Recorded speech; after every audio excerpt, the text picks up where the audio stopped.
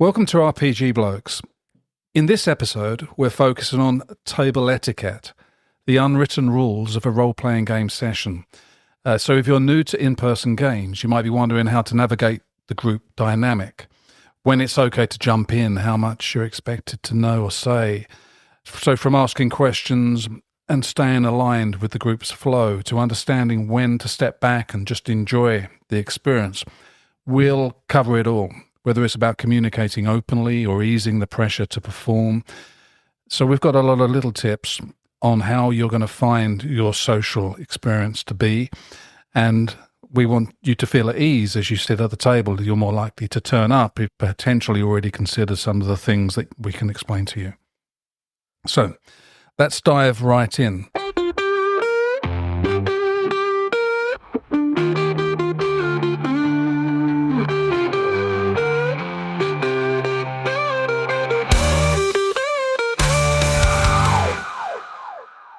Okay, we'll start the podcast by introducing the RPG Blokes, and with a small insight into their character.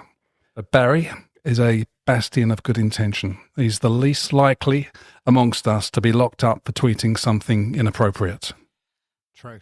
But the most likely to be locked up for anything else. True. Okay, got that right, good.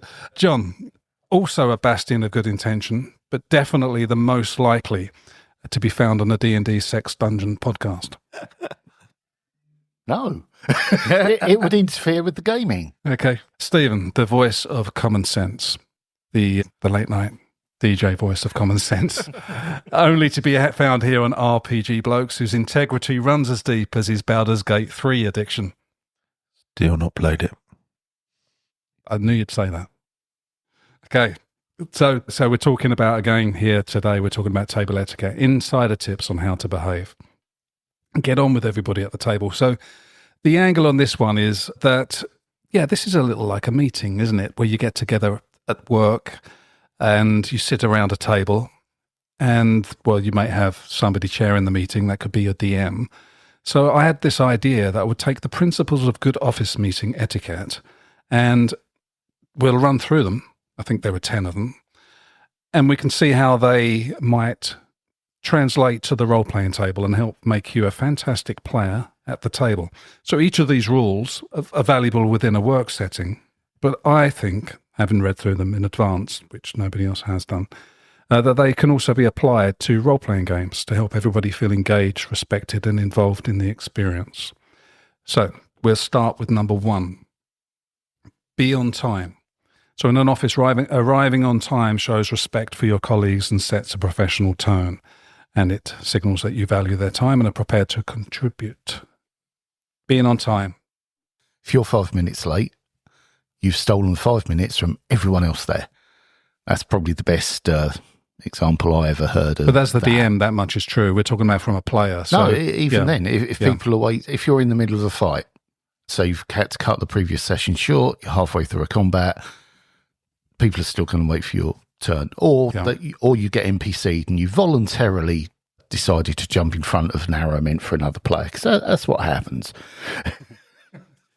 I want to jump in. Yeah. I don't think it's about turning up on time. I think it's about making the effort to turn up on time. The world is a complicated place. Things conspire against you. You're going to be late from time to time.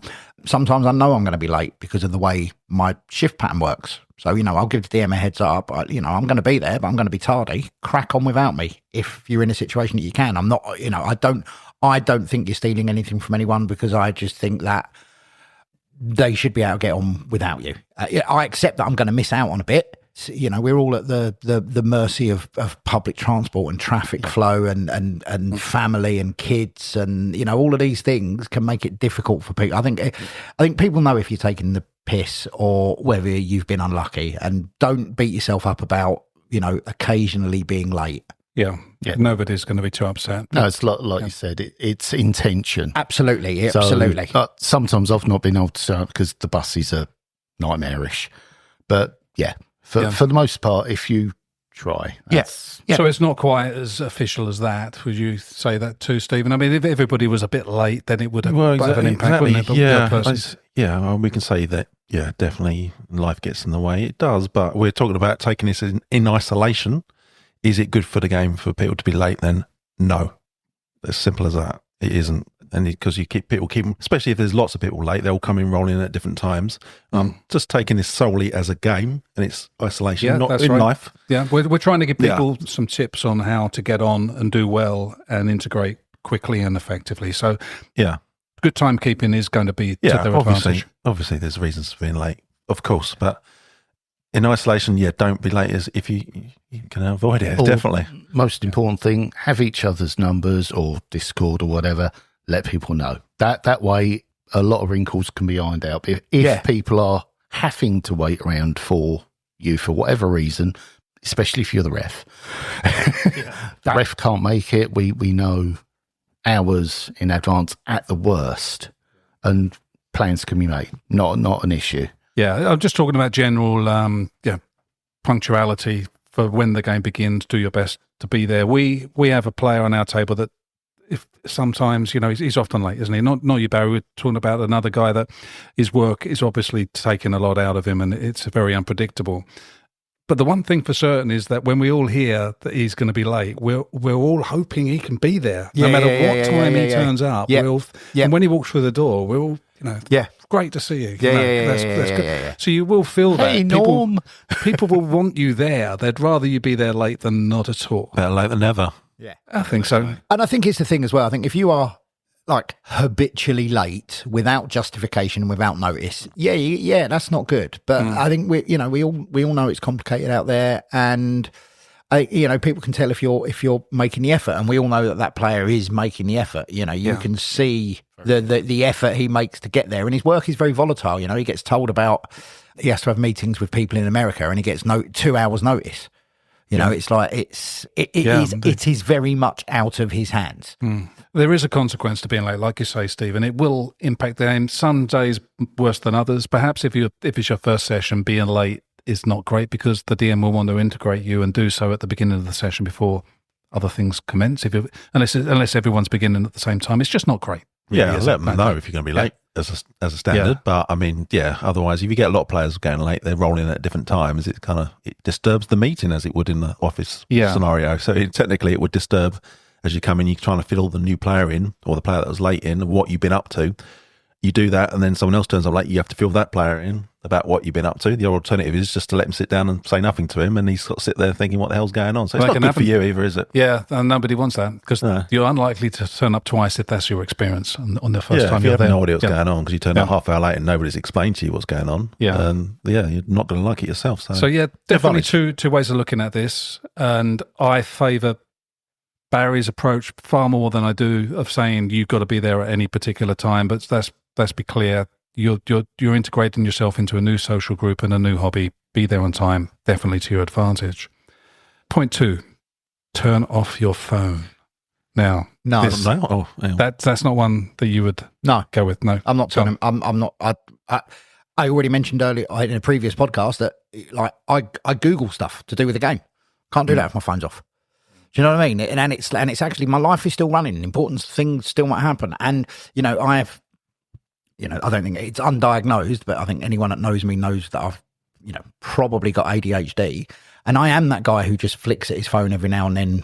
And I find it really hard not to do that. I don't think it interrupts the way that I do it. I don't think it interrupts the flow of the game. No one's ever looked at me and thought that's rude. And I would say that 80% of the time that if I am looking at my phone, I'm Googling a spell, or I'm Googling a rule, or it's a resource that I think is worth having at the table. Yeah. If it goes off and it's a call, when we started recording a podcast today, my mum phoned me. She was in hospital yesterday. That's a call I've got to take. Now, I'm not going to take it at the table, but I will say, excuse me, folks, I have to take this. If you're the guy that can't put the phone down, then it's something to consider.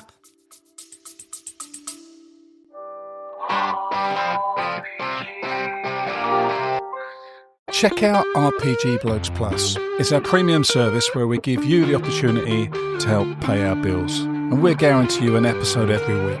Exclusive live plays and interviews. Now that's got to be worth £3 of anyone's money. RPG Blokes Plus.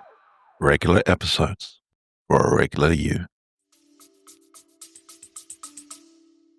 Is that the trouble? We don't have those kind of players at the table very often, but I do hear stories of players that that they're on their phone and then they're more interested with what's on their phone than they are within the game. John, I think some of that is more a holdover from like the 90s where a phone was just text and calls.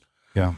So, what you said, you're letting people know if something's happening. That's an entirely different thing. If it's someone who's distancing themselves from the game because they're tapping away and their focus is on that, not because, I mean, I'll do it, look up spells and stuff like that. That's all fine. But when they're ignoring what's going on, they're not interacting or even listening to what the other characters are doing, they come off of that when it's their turn and go, oh, what's happening? And want a 10-minute recap because they're tapping. Yeah. That's a different thing. It does affect your attention on the game, especially as a new player, I'd say, because, focusing on what's going on is more important. You're learning everything, aren't you? Everything's new, so you want to experience it all. Yeah, maybe obviously don't turn off your phone, but just leave it in your pocket unless you're using it actively for the game, I would say. So look at my phone now. That's what I do when I'm at the table. My phone is resting on the table. It's in silent mode and it's screen side down. So I'm not being distracted by the notifications. If it rings, I'll have a look because it could be important. So I think it's important. Again, there's a shade of grey to this. I think an etiquette, I guess you could use that word. Your use of the phone at the gaming table is normal and it's totally acceptable. It's not intrusive. No, but there are other people that you have at your table that can. But they don't look like they want to be there. They're involved in something else. They might be playing a game on their an app or something like that, which is not great if they're playing a separate game. Do you know what? I've seen people and they're using a laptop for their character sheet and they've got some kind of like game running in the background. And I've never noticed it affecting my experience of the game. But I have found myself thinking I couldn't do that because I couldn't concentrate on two fucking things at once. They probably can't either, to be fair. They probably can't. Yeah. When bored, don't go to the phone for that reason would be my advice. Just focus and try and get something from what's going on around you rather than just, as often people do, pick up the phone and doom scroll, whatever it's called. If you are going to do a game or something on your phone, make sure it's a turn-based one, something you can pause. Or just don't do a game. I know that. But if people... So getting on to accessories, a lot of people have a fidget. For a lot of people, that's a fun. For me, it's this little, it's a pipe spacer. It's not even a ring. But you won't find me without it because I'm always spacing pipes. So the phone is a fidget for certain people. And you'd rather them be... As long as they can interact when needed and they are keeping track of it, because if it's not something that massively drains you. And they're not being disruptive, so you'd rather them be quiet with a screen. Yeah, and if it's someone that's going Zap Kapowie while people are trying to talk, fuck right off. I mean, look, this comes up a lot, but this is going to be down to, obviously, like we all have personal responsibility, but managing this kind of stuff is to some extent down to the DM as well. If you've got a player and you think their phone or tablet usage is interrupting the flow of the game, that's a difficult conversation that you're going to have with them, you know. I think most people would take that on board. I know I would. No, it's never happened to me. No one's ever said it to me. I make a conscious effort not to piss about on my phone, but I'm switching it off seems a bit extreme when I can use it for the game. Yeah, so the question was, should you switch your phone off? And I don't think you should. No, that would be office etiquette. We don't believe that would apply here, but certainly some elements of phone use you should try and avoid. Definitely just don't pick it up when it's not your turn. Sit and watch. If it's a role play game, especially, you should be invested in each other's stories and what they're doing. But some people do just switch off from that, and that's where it becomes bad. Yeah, I have finished speaking. Now I'm on my phone. Yes. Yeah. There are players like that, but then they do still turn up and enjoy the game. So, okay, number 3. So this one would be to introduce yourself. And we've already covered in the previous podcast that you'd quite likely be called to introduce your character rather than yourself. Nobody's going to say, so who are you? You might want to say your name, but very little else would be required of you. But your character would be introduced. So when joining a new team or a meeting, introducing yourself helps break the ice and establish a rapport. it lets others know who you are and what you bring to the table. So be prepared to do that with your character. So even though other people may be there watching you roll the character up and have a fairly decent idea of what it is always great, and you will almost certainly be required to then kind of abbreviate it and round it all off and explain that to everybody else. So be prepared to do that. That might be something that you're not particularly comfortable doing. I don't know. Difficult that is, Barry. Sorry, John. So this is something that I've said quite a bit. The speech element of role-playing games was something that I found very difficult, and it made me very self-conscious. And it started with the introducing your character. Just, if you want to, just be really basic. This is my character's name. This is what my guy looks like. This is what class I am. Thank you. Yeah. You don't have to put your heart and soul into that. It's just not that deep, folks. Yeah. I think you're more likely to be required to describe your character, introduce your character rather than you are yourself. You really are, aren't you? Yeah, because when new people have turned up when I've been DM, I'm the one that's known them and I've introduced them to people. So this is so-and-so and this is everyone else. But that generally happens once. Your character kind of is something that's always there. So it's probably more important to know what your character looks like and what he's up to than yourself. The other things, the more I find at the end of the session when we've got new characters, I quite often stand and talk to them for a little bit, the people, and then ask a bit more about them. That's for me, or if you're to a session early, then there's small talk. But once you're sitting at the table, it's all about the character and not about you. Just be prepared to present what you've created and do so well, and everyone will love you for it. The fourth thing is to listen actively. So in a professional setting, active listening is key to understanding others' ideas and responding thoughtfully. It shows respect and helps build collaborative relationships. I think this one is very relevant, I think, to our hobby and to what might be expected of you and how you might like to behave. Active listening. That's pretty much what we're doing here. Sorry? Yeah. So do you, as a DM, do you often notice when somebody isn't actively listening? Does you mean actively talking to somebody else while you're talking to a player? Yeah, that's a bit weird. And I think they're doing something else a bit more obvious, but the act of actively listening, zoning out, yeah.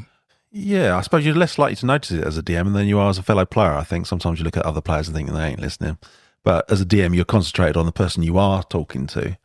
So I would kind of miss maybe if someone's zoned out. Because you can ask players to do something quite unexpectedly sometimes. Haven't you ever? I've had that experience where I've gone, right, so your character, whatever the name is, what do you want to do? And the player looks up. And with John, so you DM to children a lot. That must be a real issue, right? Active listening amongst children, far more of a problem for you. How do you handle those things as a that was aided with props, things for them to interact with. So the introduction of physical representations for potion bottles, so they could line them up in front of them, and that would be they'd show what they're using. The cards showing their feats rather than having to grab the book, flick through, and everything else. Yeah. Not everyone's a speed reader. That's fine. So could all of these things, which you can tell us more about, would they apply to adults, you think? An adult could bring a prop along or some... Yeah, well, if someone really can't focus, there's ways around it. It's extra work, but ultimately it's rewarding when they do engage, because you're just trying to capture their imagination. Not all aspects of gaming are for everyone, like I said, but some aren't into investigation and so on. So depending on the system. So you, as an experienced DM, you can spot when somebody's not actively listening and potentially help them to re-engage with what's going on through. It's keeping track of the plot line. There's the difference between focusing on something that's come up. So I get it myself. Plot lines will be explained, or I'm listening to what the other players describing going. And that will capture my imagination, and I'll go off on a tangent while I'm trying to listen. That's as a player you're talking about now. Oh, yeah. Sometimes as a DM, because they're in character and they're really good. And I'm not going plot hook. I think it comes down to it. It's a verbal-based game, isn't it? It's done through speaking. So you're not listening, then you're not playing it, technically. So it's you've got to listen. But I understand you zone out occasionally because games could be 3-4 hours long, but on the whole, you have to listen to participate. It's part of the deal. I mean, one of the things as well that I tell you something about myself here, I'm hopelessly addicted to nicotine. And, 4 hours without hitting nicotine is a fucking long time for me. So there are times where I leave the table, like if I'm going outside for a vape. I'll only be 3 minutes. But I try and pick those moments. I try and pick those moments when someone else is the focus. And like, I know the players at my table well enough that they're not going to get the ump with me, and they will give me a quick recap if anything major happened. Do you know what I mean? It's like, again, of course, you know, you want to be at the table as much as you can. The game continues in your absence. Absolutely. There's no. I mean, okay, so like occasionally the DM might need a wee. Like, you know, that's obviously when I'm going to go for a vape. I'm not stupid, but you know, if it's strange how we don't have little breaks like that, do we? As a general rule, because you're allowed to leave. It's not like in meetings; you can't just get up and walk out, can you? But you definitely can in this one. I mean, I have. Yeah, you could, but it's frowned upon. But you don't need to do, John. Say, look, we're going to take 5 here. Everybody refresh themselves, go toilet, have a little walk. No, not usually. I mean, it can happen if someone needs to go, and it would be a bad time to continue the narrative without them. Then, yeah, I've said, right, we'll take 5 minutes, grab a snack or whatever. It's just not a thing, though, is it? Taking breaks within the game, it doesn't. More online. Normally, if one goes, we'll all take a. Yeah. But in person, don't expect there to be breaks where everybody gets up and does it. But again, depends on the group. But feel free to take as many breaks as you need, not as many as you want. Yeah. Okay. Good advice. Yeah. So that's the active listening. It does move on to point 5 quite well. It's be an active participant. So engagement in the meeting demonstrates commitment and investment. By contributing ideas and feedback, you help the team make progress and solve problems. So this is a little bit more challenging, I suppose, because you're naturally going to be a little bit more reserved on your first session or in your early sessions. And so being an active participant is going to be difficult because you're going to be surrounded potentially by other people that have a greater voice than you, that are more experienced. Perhaps doing that on the first session is a little bit too much to ask. I don't know, but it is important, isn't it, to be active within the game in order to maintain that attention to it. John? Yeah. I mean, if you just want to turn up and spend time with your friends, that is a valid reason to game, absolutely. Yeah. But turning up to interact is really the focus of it. And like Steve said earlier, you get out what you put in. If you carry the day because you solved a puzzle or you knew that one-off weird little fact that caused that riddle to actually do what it was supposed to do, that can really be a good thing for you. And you won't get that if you don't listen. Well, or actively participate. And that one thing is what you go home smiling about, right? That it could be the 1 minute amongst the 4 hours. I mean, I'm not clever, but I love it when random little fact. Fuck yeah. Yeah, as a DM, I'd feel kind of a little bit uncomfortable if someone sat there and did nothing for the entire session. Even if that's what they wanted to do, I would come to them and ask them specifically, what do you want to do here? So technically you would, if you're sitting at the table, you will have to participate, because as a DM, I think, oh, well, he didn't enjoy that game. He did nothing. He won't come back. So I'd want him to do something. You don't allow that situation to develop? I wouldn't allow them to do nothing unless I really felt they didn't really want to do anything, but I'd at least give them the opportunity at regular intervals to do something. Yeah, 100%. Because I'd just feel too uncomfortable for letting them do nothing.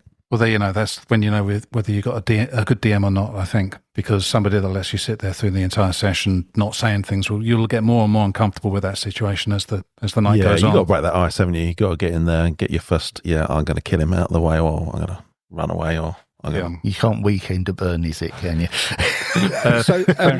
Like there are different ways to kind of be involved as well. I think one of the things that I found really useful to begin with, I mean, obviously I've said this before, I was very lucky, a really great group of people. If I didn't have anything to say because I wasn't sure, kind of what my options were, ask questions. Actually ask the question. If someone says something and you don't know what that means, ask. That is point 6. Is it really? I didn't know that. Sorry. Yeah. This is the point that I should probably admit that I don't really read the notes that you send out. Ask clarifying questions. So I'll move on quickly and then you can continue with what you're saying. Point 6, ask clarifying questions. So asking questions in a meeting when something is unclear ensures you're on the same page. What the fuck's going on? If there's been a result to something and you don't understand how you reach that result, just ask the DM or the player's character who is involved, right, why was that a success? Why was that a failure? What the fuck happened there? Is a perfectly valid question to ask at the table, especially when you're new. And those questions, if you ask them at the table, how would you think, what's the best way of presenting them? Would you talk to the DM privately, to the guy next to you, or just to the players in general? Hold the table with the question? I think it completely depends on the situation. So if the GM has ruled on something and you don't understand why that's been ruled on, then ask to have the rule explained. If a character has used a skill that you've never seen before, feel free to say to them, what was that? What class are you playing and where did you choose that amazing thing? Because at some point in the future, I want to do what you just did. So in general, you don't have a lot of discrete conversations occurring around the table, do you? You don't. It's not great if a couple of people are having an ongoing conversation, even if it's relevant. I find that as a DM, one of the worst things to have to deal with as a DM. I find it quite off-putting to me because I'm wondering whether they're engaging, and it's quite often the sign that they're not. You're not leading over to the ref and saying, "Shut up a minute, we're talking." Yeah. Yes. I now have my new strategy. Yeah, I don't think everyone, the ref or anyone that has a problem you talking about the game like that. I think if you're talking about something, it might as well be the game. But yeah, if you can ask questions, the DM is a good person to ask. The more that can go through the DM, the better, I think, for everybody. Feel free to ask questions in between sessions. If you have a way of communicating with each other, if you're on Discord, if you've got a WhatsApp group, just feel free to, if something you didn't quite get, just message someone. Yeah, sorry. That's seriously encouraged. That also reminds me that if you've got a problem with something that's happened in a session, it's far better to bring that up at the end. It's unlikely as a new player you're going to be that antagonistic, but is that how you approach sort of divisive incidents within the games, meta? Yeah, so to avoid confrontation, which can go negatively, if it's not grassing someone up, it's if you have an issue with maybe the way someone's played something, if you think someone's cheated, it occasionally happens. I know it's the C word we don't like. Yeah, a chat on Facebook message or Discord, whatever you've got with the ref. They're the hardest conversations to have, I find. Calling somebody out, it's better to just let them get away with it. Calling someone. Yeah, it doesn't normally happen, but it has happened in the past. I've seen it, and so it can be awkward, and it's far better to sort it out one way or the other. If the ref has described something as happening and you don't think it should have done, rather than argue it at the table, disrupt the session, go with it. Afterwards say, I don't think that's right, and that they could just say, let's get stuffed, but that's unlikely to happen. They'll say, well, yeah, but there's a reason for it. There'll be something that will make it clear further down the road. And that can make things... So these are questions. That comes under the topic of the questions as well. Present these things at the end of the session. Stephen, I mean, you're pretty good at spotting cheats because I suppose it takes one to know one. Is that? Can we get a saucer of milk over here for Mark, please? Is that talking for experience? Well, you're the one that described your D20. Yeah, well, as we discovered, that certainly isn't cheating. That's well within the laws of the game. No, I've had players that will say, "Oh yeah, it was 20." Yeah, that happens. It happens all the time. The dice that happens all the time.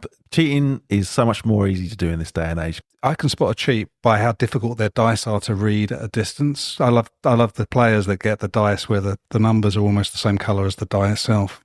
You know that they're up to something. No, I don't agree because I've got dice like that and it's just because I bought shit dice. It's point 7. Give others the opportunity to speak. This assumes that that you're coming in very confident and dominating the game. Yeah. So that's just, I suppose, just be aware when not to speak and to listen and to allow other people to have their moment. I think, does anybody have anything? That's very important, isn't it, to let people have their moment, especially, if they're new. If you're a player and a new person's come in, if they want to say something, then they should certainly be allowed to do so. I think that sort of personality comes in playing the game a lot more. You become more confident and you may take over the game, but I think it's something to be aware of if you don't want to be speaking too much. Certainly collaborative. In a work meeting, it encourages balanced discussion and fosters more inclusive environment. So all perspectives that's obviously to the advantage of any social situation. It's for everyone's time. They've turned up to play the game. You don't want to be dominating the time that you're playing for 3 hours. You don't want to be the only person who's done anything. And that's pretty antisocial. So, it's definitely relevant in the games we play. I think there's a couple of things going on here. So I describe myself, I talk about my social anxiety, but I'm a chatter. I really enjoy the company of people, even though it's freaking exhausting. And like in my day-to-day life, I think I probably talk a little bit too much. There's some ADHD stuff going on there. I'm quite likely to interrupt people quite often. I know what they're going to say when they're only halfway through it, etc., etc., etc. Weirdly, and it's quite a zen experience for me. Around the D&D table is one of the places where I find it really easy to give people their space to talk because I'm invested in their part of the story. Like, not only do I find it easy to give them their space, sometimes I'm spellbound by what they're saying and doing. I'm literally, do you know what I mean? It's like, it's that, John said it, and it's really important earlier on, like being invested in other people's characters, their backstories, where their character arc is going. I find it really entertaining. So it's not even just on a being polite level, or you're doing it because it enhances your experience. It gives you fuel for the rest of your Absolutely, session. Absolutely. And like our current table, there isn't a single character there whose story I'm not fascinated by. Do you know what I mean? And so when Dundle starts talking, I fucking listen. Yeah, I notice your attention span is always on the money. Don't get me wrong, I can see it. But I've never had that insight into what you're thinking and how you're keeping that attention span there. You are genuinely interested and entertained by these other characters and what they're saying and what they're doing. Yeah. That's fantastic. That's why you've just taken to the hobby so well, isn't it? I mean, you've found that element of enjoyment from it. And it's like, I didn't use the word like zen lightly. It's when I'm listening to a player play out their character, I'm genuinely interested in where they're going, what they're doing. It's sometimes it's like reading a book or watching a movie. I shut up because I'm like, oh God, what is he going to say next? John, what's your experience of the table with people being respectful to each other? How would you handle that if it wasn't happening? It changes from one table to the next, but yes, like you said, if you can get enjoyment vicariously, overriding other people, interrupting their conversation with the beginning of yours, that's avoid it. Yeah. Yeah, it can be, it's a bit of a faux pas at a table, wouldn't you say? Some people take it more personally than others, but being spoken over. Interrupted, yeah. Or when you're in character saying your thing. Yeah, I mean, a lot of people, I remember playing some games, we had a player that no matter where his character was, he had an opinion on what was happening. He would always interject with someone else's part in the game and have an opinion or tell them what they should be doing or what shouldn't be doing.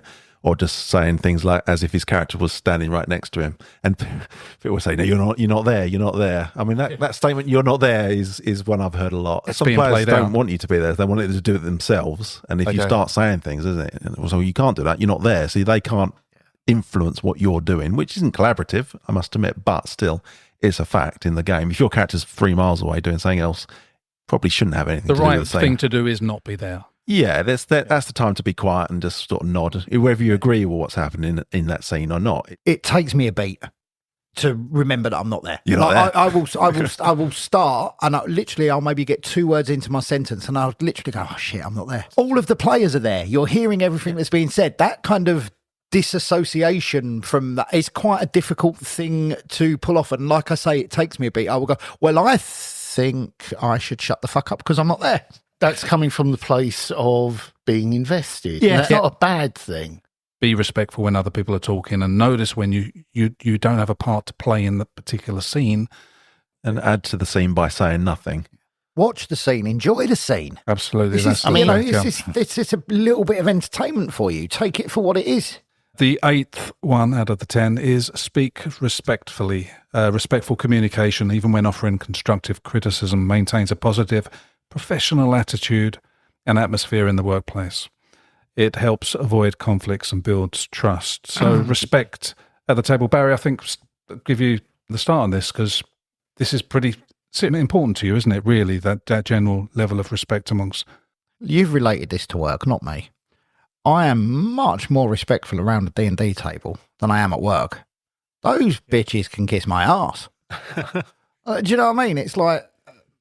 but I haven't chosen. I'm being forced to be there against my will in order to be able to eat and have a roof over my head. That is a completely different dynamic. And so, around the table, I go out of my way to be nice and respectful to people. Don't get me wrong, the banter, once you get to know people and you've built a rapport, you start to know where your boundaries are and, what people find funny, what people don't find funny. All of that stuff's fine. That's just normal life. But But you're saying about political correctness and things that can be said incorrectly.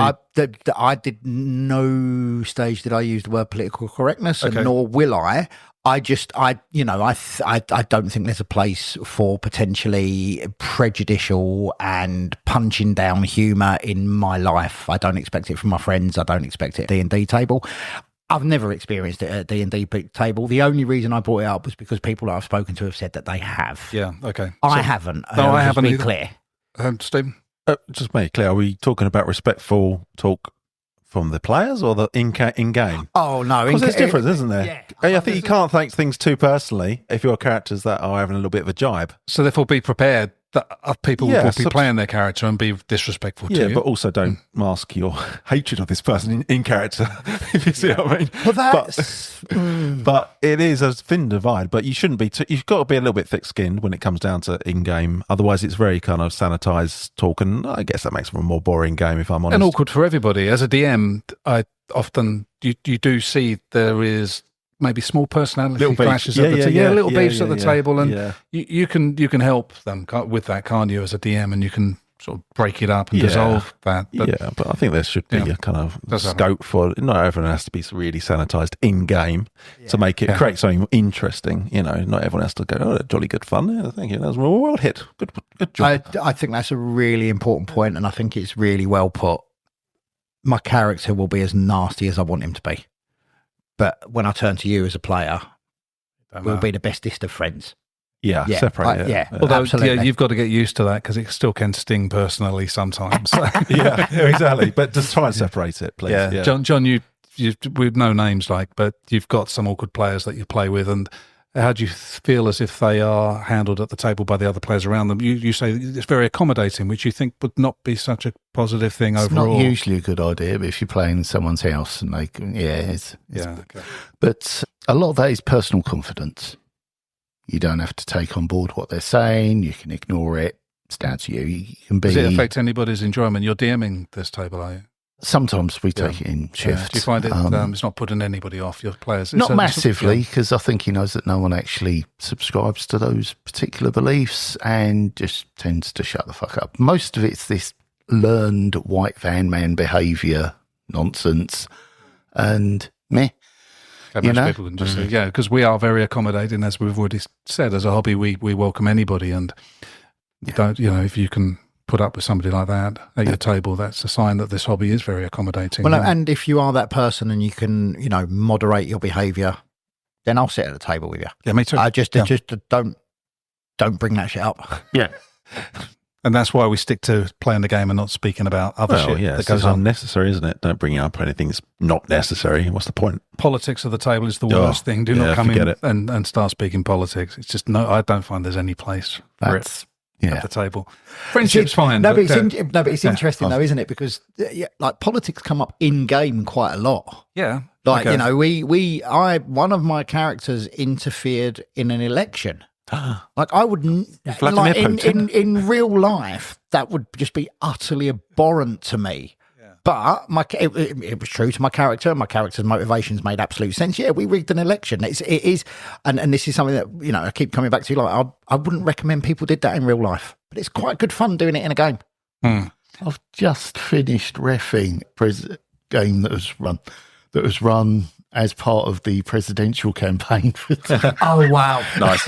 Oh wow, the stuff they done. Most of it was, above, justifiable. It was good. Yep. But they definitely stuck the boot in. You get a mix of political opinions, I'm sure, at the table. There's it's not discussed enough for us all to identify as being one way or another. Just keep it well out of it. And the game provides enough political tension, as you say, and you can get you get your hit there. Okay, so the ninth one out of 10 is stay on topic. So keeping to the agenda in a meeting is crucial for efficiency. Staying focused on the subject at hand prevents the discussion from veering off course and respects everybody's time in a meeting. But I think that those things are very relevant at a role-playing table as well, because you don't. I know some DMs quite often. We've got one in our community that does let the players just kind of talk, and I think you're playing it where a lot of the session is taken up by banter and things that are not particularly well focused on the game. But then we're playing a game on the opposite side of the coin, where the DM is everything is about the game. Every choice, every thought, everything we say is really on point. I guess there is an in-between, but I would favour what I'm doing to what... No, I totally agree with you. I guess that's how we've grown up playing games. You take the game first, don't you? And everything else is secondary while you're in that environment, at least, anyway. It's easy to be sidetracked when we're all sharing lots of pop culture, lots of little references that come up, and we could suddenly fly off and start talking about a film or a TV it does show. Happen. Very easily. It's organic. I don't think you should turn up to your session thinking that it's just going to be a social, potentially. But I don't know, John, you're playing a game that is a social? I mean, yes and no. I will definitely go off on different tangents, but keeping it relevant is kind of there. It's all enjoyable. There's no, there's like social injustice and fighting for equal rights for were-rats. Stuff like that. That's not come up before. That's in game. It's not breaking out and then suddenly talking about American Werewolf in London or something. But it is talking about it when we're in the middle of a fight. Yeah. Okay. But it's still enjoyable. But the DM gets that too. As a DM, I prefer things to stay very much on topic. Those kind of conversations. Oh, he uses that sort of stuff as a time to read up on the bits he's doing. So it's extra boning up time, which is okay. Okay. Yeah. Which approach do you prefer, Barry? Would you prefer there to be more banter, sort of more just discussion about? I think the balance is pretty right at our table, although. I don't think you and I view our table exactly the same way, because I think, our table is quite task orientated, but I do think there's a reasonable amount of banter, and we do tangent occasionally into stuff that isn't game related. I think for me, it's kind of this, when you talk about an agenda, I suppose the equivalent RPG would be game flow. And like decisions really annoy me. And this isn't just in RPG, this is just in life in general. It's like trying to herd cats. Like we once spent, I think it was 35 minutes deciding whether to go left or right. And we had no knowledge as to what the advantages and disadvantages of either. But that's staying on topic still. But that jarred me because I was just like, roll a fucking dice, man. Just like, I want us to be focused enough that the narrative is moving, but I don't want us to be so rigid that there are nuances and jokes and stuff like that gets missed. And I think, again, this is one of those things that comes down to how good is your DM. Yeah, I prefer to play a game like that with somebody like that. I'd be less interested in a game where it broke out into conversation about pop culture or kept on kind of leading to conversations and then the DM going, right, come on, let's get back to it. Where were we?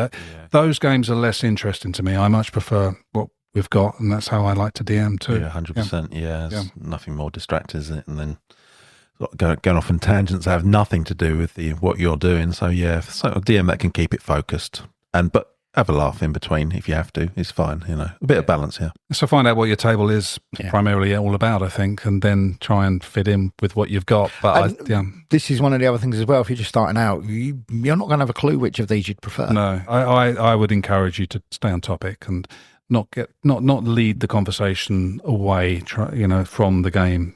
Wait for it to return to the game and try not to be involved in those kinds of conversations quite so much. That would be my advice. Okay, the final point, and this is point 10, is follow the agenda. So in an office, sticking to the meeting agenda keeps the team on track and ensures that all important points are covered. This is staying on topic, isn't it? I mean, it is. I can't see. Following the plot? Is this what we're talking about in the role-playing game? Let's take it from that angle. Yeah, I mean, some players delight in not following the plot, don't they? Yeah, so that's not a bad thing. If you experience enough DM, I suppose, or the adventure can handle you kind of going off in a complete different direction. But I guess there are a series of tasks, aren't they? A lot of these games you do. You seem split into tasks, and then that gets you where you need to be. But it is a running joke at our table at the moment. Every time we meet someone, I'm like, if they give us a job, I'm going to shoot because I've had enough of jobs. Just tell me the information. I don't want to go off on a quest just so that you can come back and tell me what I could torture out of you right fucking now, frankly. Well, yeah, that's kind of against the plot. The DM probably wants you to follow that through, but sod that. Shortcuts is what it's about. Follow your agenda. Don't necessarily feel obliged to follow the agenda of the DM. And don't do so in a don't don't purposefully try and derail and make it difficult for the DM, but the flow of where the game goes from the character's point of view is where you need to be focused. I think it's a buy-in to the game. If you bought into the game and you're interested in where it's going to begin and end, I don't think you can go far wrong. If you're not that interested in where it's going, then you could be a disruptive player in that respect. But it's keeping it motivation, as we would say. Yeah, motivation. Everyone's got a motivation for doing stuff. But yeah, shortcuts are cool. I mean, the players come up with a way of bypassing this. They told you to go off to about a 3-session fetch quest, and you find a way of doing it in like 3 seconds, like the wish spell or something like that. Do it. Like one of the things that comes up a lot online, the DM will be saying, I had this amazingly crafted non-playing character, blah, blah, blah, and I had this throwaway character. The throwaway character, my players loved. So that became the important character. Yeah. You know what I mean? It's like we adopted the gelatinous cube on my first ever campaign. I don't think anyone saw that coming. We left him behind. But you played the same campaign. You left him behind. Oh, you're missing out. He didn't want to. He moves very slow. It's very difficult to get through the Underdark with him. Yeah. Well, we did take the mushroom because we can now all speak the language. Did you eat the mushroom? Still. Yeah. It was fantastic. This is the Out of the Abyss D&D 5th edition campaign. It's Abyss, even. Yeah, Abyss would be a different podcast. The level of the party as well, especially in D&D, can change exactly where the plot goes. Oh, yeah. Their power will suddenly escalate. Because I had a game, we did it up to like 20th level, and one of the characters got wish, and that pretty much changes the entire game completely. Everything I had planned for them to do, they said, well, I was going to wish that. I go, okay, fair play. But generally, I think people will follow the plot. Did you get mischievous, malicious players that purposefully... Absolutely, yeah. They're tough ones to deal with, right? Absolutely, Contrary, you mean? I think there's a bit selfishness involved there from the player's point of view. They're not... I think they just try and prove that anything's possible. You tell us I can do anything, I'm going to do anything. But sometimes it's not. It's the unspoken written, you've got to buy into this game. So there's a certain boundaries to your game still that you still have to respect conform. Those boundaries. The agenda, I would call that to be. You still got to respect what's going on and not be too freeform. Because you take up a lot of time from the DM if you want to walk completely off the script and do something that nobody else wants to do or doesn't even make a hell of a lot of sense, then all you're doing is taking up everybody's time. I suppose if the DM's making up as it goes along anyway, it doesn't really matter. But if they're following a set scenario, that's a very tricky thing to do. Yeah. Barry, do you ever have any feelings that you'd like to walk out into nothingness? So there was a point in our current campaign where the election that I referred to earlier on that we rigged, there was talk of me standing, and if I won, my character would have to stay there. So that wasn't part of the plot, but I think the way that you reconcile that is you go, well, I'll get no character. Like if I think this is what my character would do, rather than having it derail a campaign, just say goodbye to that character. A player saying that to me is music to my ears, because I think that is exactly how I'd like to do it as a DM. I'd like to say, well, that character arc has come to completion. That's a great way for your character to finish off. And your character's not dying. In a future campaign, you could pick that guy up again. There's no, But don't require me to follow that character and down that line, because it's not going to happen. It's not what I've prepared for. It's not what this campaign is about. It doesn't involve too many other people. So be prepared that then sidelines you, and the adventure continues in this direction, and you're going to have to reintroduce somebody new in order to come into it. Narratively, you can't just, Yeah, if it all makes sense narratively. Narratively, it's normally you meet another guy in a pub. That's how things begin. And you beat the shit out of him with a Pierre tank. That's the third character you have to make up there. John, your agenda is not as fixed as it might be for most people if they're coming in and playing a pre-written D&D campaign or even a one-shot adventure where the agenda is fairly clear. You don't particularly want to stray too far from that. Sandbox games that you're used to playing allow far more flexibility with regards, well, you might not even be aware what the agenda is, right? It's not going to be predefined. Your agenda may develop during the session. You might find something to do you might not know, and it could be anything. And those are games that are very popular. We're finding people at our community, quite often new DMs I say to them, what you're going to run? They say Sandbox. So I say, fine, Sandbox, if you've got an idea, I'm just going to sit down and see where it leads.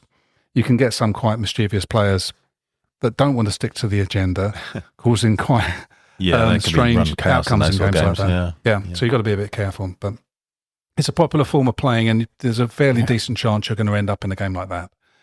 Thank you for listening. We're at the end of another podcast. Don't be a dick. Yeah. Rules to live by. Right, that is it. I think that sums it all up. When I edit this down, that'll be it. 3 seconds. Stephen, don't go. You're about to leave, weren't you? You can't leave. You've got to do your thing. Stretching and getting limbering up for this. Okay. It's not easy to do. So let's Slice and dice.